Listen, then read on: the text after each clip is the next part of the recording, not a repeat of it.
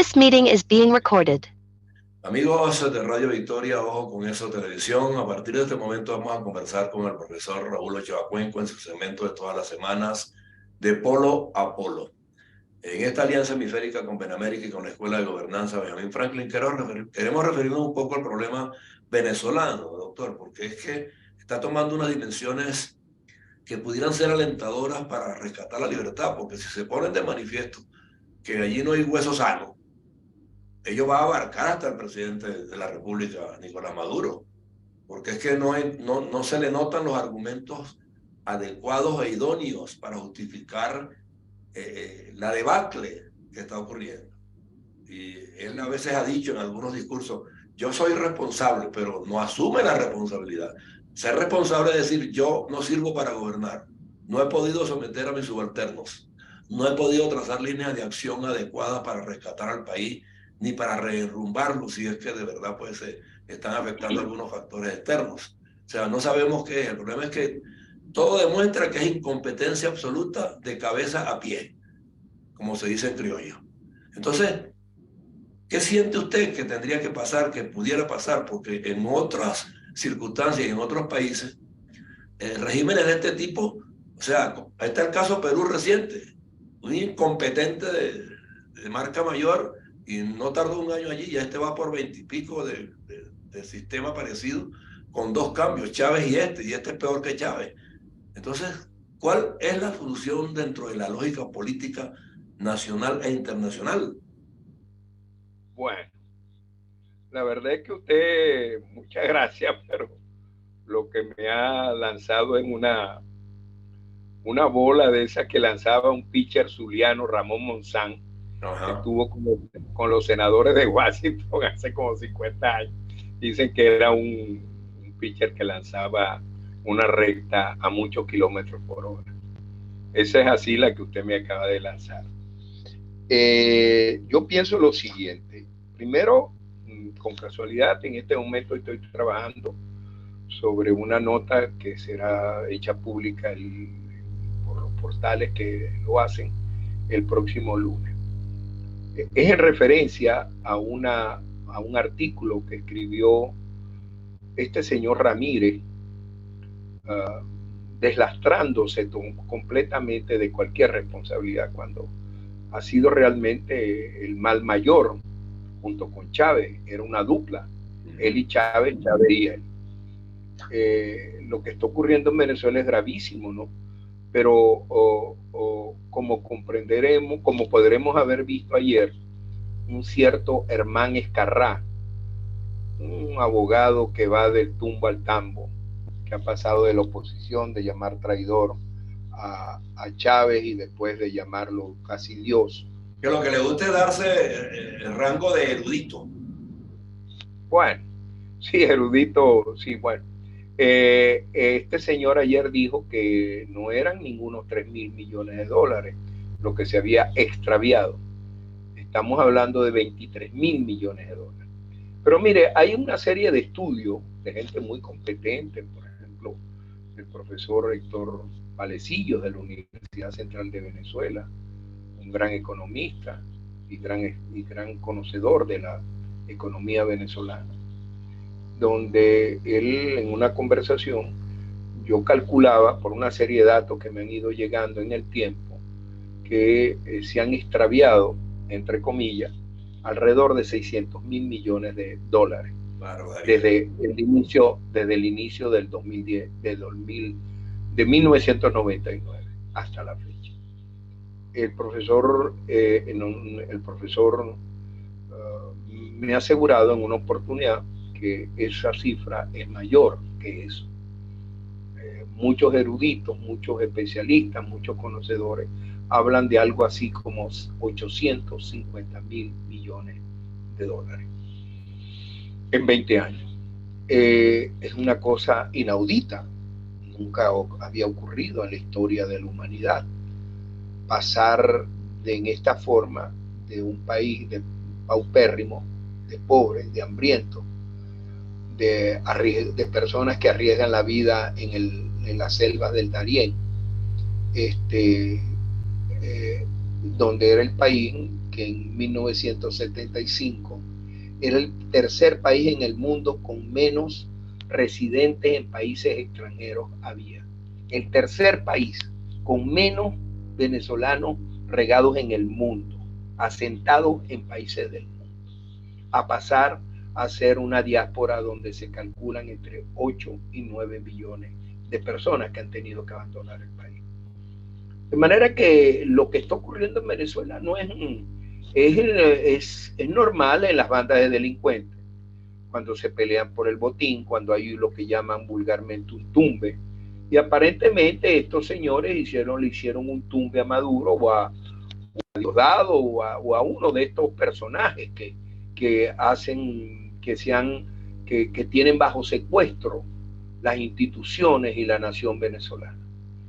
De manera que lo que está ocurriendo es algo normal cuando ocurre en un país donde está en manos de bandas criminales, de una mega banda criminal, que no son exactamente el Tren de Aragua.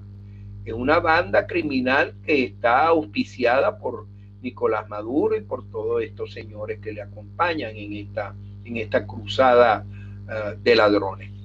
De manera que yo creo, doctor Lares, honestamente, que lo que está ocurriendo en Venezuela es consecuencia de un proceso, que el proceso de deterioro no solo se manifiesta en otras capas de la sociedad, se manifiesta también en los que están manejando esta situación en Venezuela. Hay cosas, por ejemplo, increíbles, dicen. Evidentemente, en mi condición de jurista, yo no puedo acusar a nadie en forma individual de haber cometido un crimen si la justicia no lo ha así declarado. Pero dicen, por ejemplo, que uno de estos señores, no me acuerdo el apellido, que es un constructor, de apellido Perdomos. Sí, le consiguieron en su casa algo así como 36 millones de dólares en efectivo. Bueno, solo el hecho de haber transferido físicamente 36 millones de dólares ya es un buen rato el que tuvieron que estar bajando y subiendo maletas, ¿no? De manera que eso no es otra cosa que una manifestación del estado de descomposición en que se encuentra Venezuela. Realmente no, nada de esto que ocurre es algo nuevo, es parte de un proceso de ajuste de cuentas que normalmente en las organizaciones delincuenciales, criminales, ocurre. En este momento está ocurriendo en Venezuela. Ahora, ¿en qué plano, doctor, podemos ubicar en este momento en Venezuela la denominación de soberanía de un país? El término soberanía aquí no existe. No existe porque todo esto que está ocurriendo, el despedazamiento de todas las instituciones, incluida la militar, o sea, vía constitucional no nos garantiza en absoluto que podamos rescatar la normalidad, porque la Constitución establece que las Fuerzas Armadas por lo menos están para defender la soberanía. Ellos dicen que territorial, pero es que aquí están ocurriendo toda clase de crímenes y de violaciones que van no solamente de lo territorial, sino también de lo patrimonial. Entonces, ¿a quién le corresponde ponerle el cascabel al gato? Bueno, mire, sobre eso que usted acaba de decir, doctor Lares, mencionar la soberanía, desde el punto de vista jurídico es un concepto un poco más amplio. La soberanía o la declaración o aceptación por el concierto de las naciones de un país para ser declarado soberano, aceptado como país soberano, tiene que reunir tres condiciones básicas. La primera, territorio. La segunda, población. Y la tercera, gobierno. Eso cuando usted lo plantea es realmente algo muy sintomático en Venezuela. Por ejemplo, hay varios ensayos y documentos y no sé si libros, entre ellos yo he escrito algo sobre la pérdida o el peligro de la desintegración de Venezuela como nación soberana. ¿Por qué? Ahí tenemos que entrar en el campo eminentemente jurídico. El territorio que es la primera condición, la estamos perdiendo. Hay quienes sostienen que en administración de Fuerzas Armadas extranjeras, como el ELN o la FARC, o versiones distintas, escisiones de estos movimientos, Venezuela tiene ha perdido y están bajo ese control por parte de estas organizaciones armadas delincuenciales, alrededor de entre 140 y 160 mil kilómetros cuadrados de territorio. Quiero decir, parte del estado Zulia, parte del estado Apure, parte del estado Monagas y parte del estado Bolívar, fundamentalmente. En el estado Apure es típico el Arauca, prácticamente el Nula, que ha sido en la parte del Orza. Inclusive hay denuncias. Yo desde aquí no puedo realmente constatar o tener una certitud, pero hay denuncias que ejército del ELN son los encargados de pasar a los libros del registro civil en las diferentes parroquias en las actas de nacimiento de los nuevos venezolanos. Bueno, eso es una manifestación clarísima de la pérdida de soberanía al perder el control del territorio. Después un gobierno, como usted bien decía, que no tiene instituciones, no tiene norte, y por lo que todos vemos es más que un gobierno, es una banda que se ha adueñado de las instituciones de una nación. Y con respecto a la población, bueno, eso no es ningún secreto.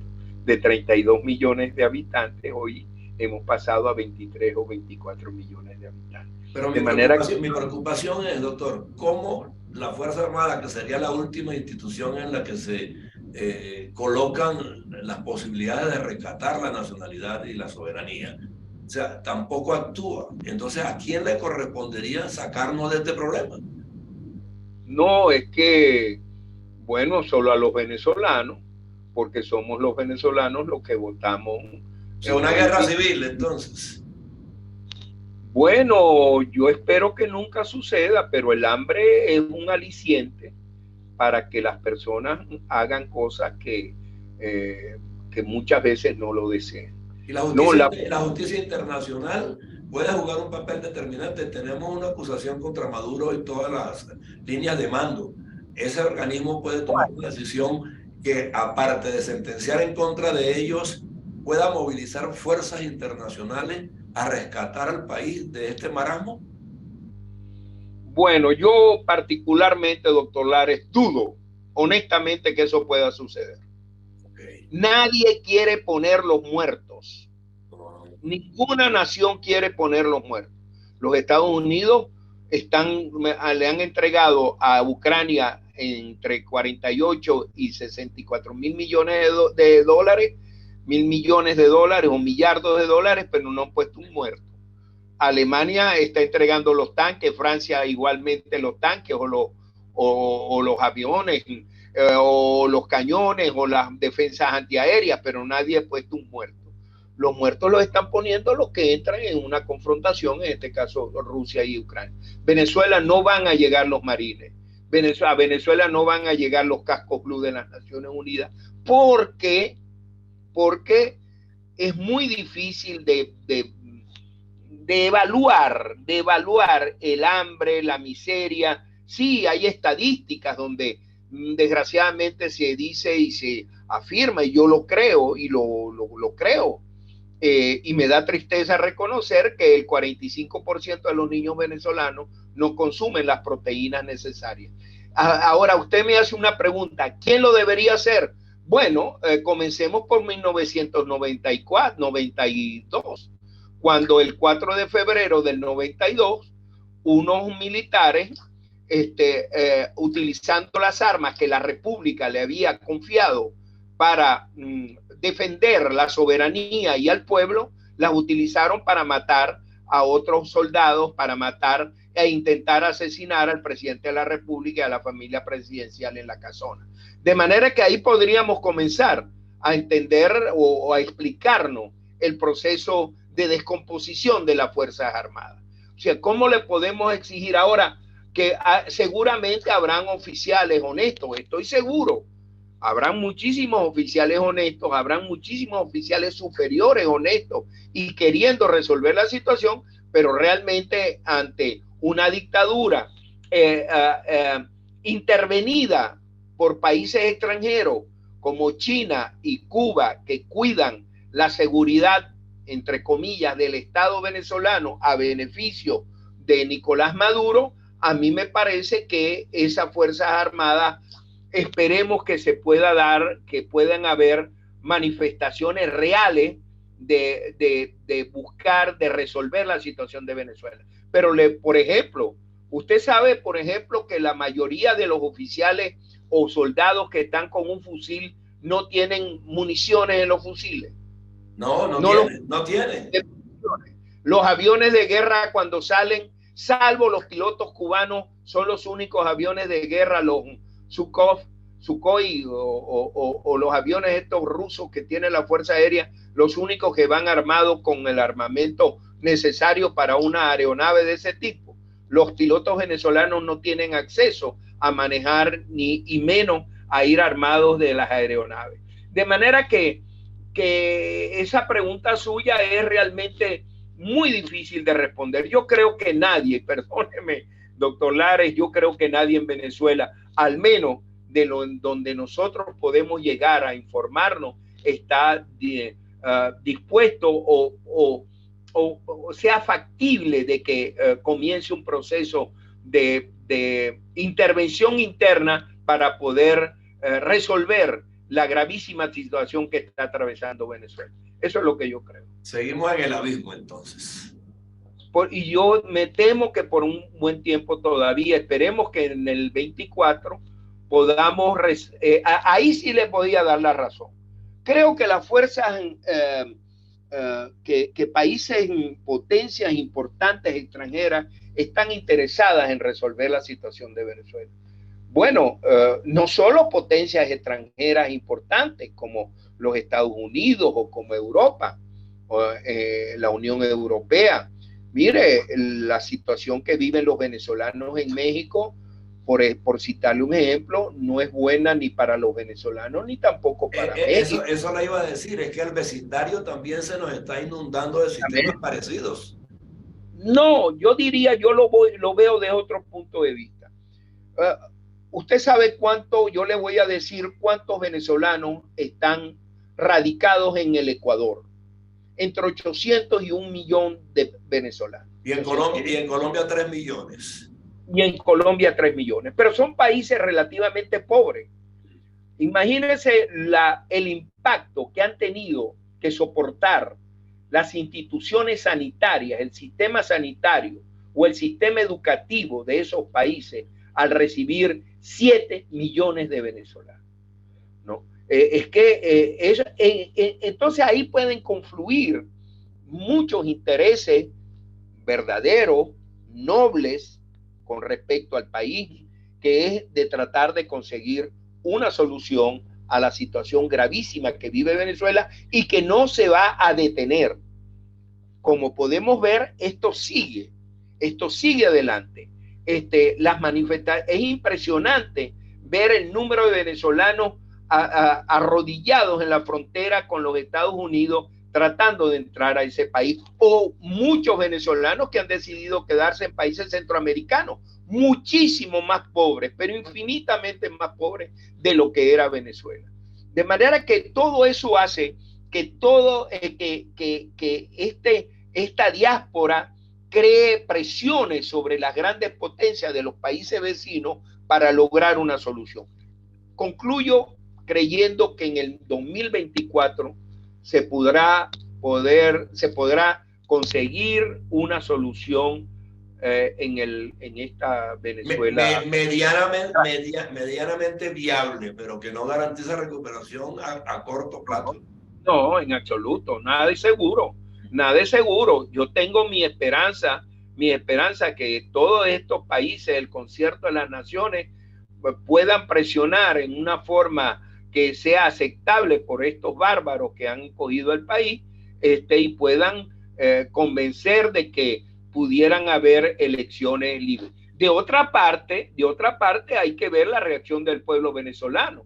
Esa es quien en el momento tiene el sartén por el mango, que son estos bárbaros que administran, que tienen como guarida principal el Palacio de Miraflores. Pero eso no quiere decir que el Venezuela no proceda en forma abrumadora a resolver su mismo problema, que sería lo mejor, lo más conveniente, no solo para Venezuela y sus habitantes, sino para todos los países que de una u otra forma están relacionados con esta tragedia. Para cerrar, si es por esa vía de la movilización popular, de la resistencia civil, o sea, la manera de que produzca efecto es que se mantenga esa movilización con fuerza, crezca, y que esos mandos medios de los que estamos hablando en las Fuerzas Armadas pongan las armas en el suelo y digan: no combato y no reprimo. Bueno, así ese fue el juramento que de las Fuerzas Armadas hicieron en el momento, por lo menos a los oficiales. No, porque cuando... si es una vía, vamos a empezar a alentarla por allí. Sí, doctor Lares, lo que pasa es que eso también tiene costo. Bueno, a nosotros, pero a lo mejor resulta siendo menos costo que el riesgo que estamos corriendo. Es probable. Lo que pasa es que yo le repito una frase que una vez escuché de un profesor en una universidad. Me decía: señor Ochoa, es que nadie, cuando hablábamos de otras manifestaciones de este tipo, me dijo: es que nadie quiere poner los muertos, ¿no? Nadie quiere poner los muertos. Mis hijos me dicen que van a salir a protestar, y yo veo que hay unos piquetes de Guardia Nacional disparando, y es muy probable que yo le cierre la puerta con llave y bote la llave, ¿no? De manera que eso es algo humano. Es un proceso, doctor Lares, muy complejo. En béisbol se dice, en béisbol se dice: bato la gorra, boto tierrita y no juego más. Bueno. Pero hay que seguir jugando. Porque se trata de un país. Se trata de un país grandioso que en algún momento pues demostró que puede. Ha salido de situaciones también de dictaduras de cierta monta, como Gómez y Pérez Jiménez. Bueno, y no sabemos si los giros de hoy son distintos desde el punto de vista político, pero habrá que intentar una fórmula. Yo aquí en Radio Victoria, Ojo con Eso Televisión, le agradezco mucho que tenga este segmento de Polo a Polo, porque mal que bien, uno que otro argumento que pongamos aquí, la gente lo deberá tomar en alguna medida pues como fórmula idónea para ir resolviendo la crisis. Gracias. Ya que usted mencionó el béisbol, permítame recordarle la frase de Casey Stengel, el célebre manager de los Yankees de Nueva York, que decía que el juego no se termina hasta que se acabe. Exactamente. Así es. Bueno, gracias. Que tenga buen fin de semana. Nos vemos la próxima. Muchas gracias, señor. Hasta luego, profesor Raúl Ochoa Cuenca, en su segmento de Polo a Polo a través de Radio Victoria y Ojo con Eso Televisión.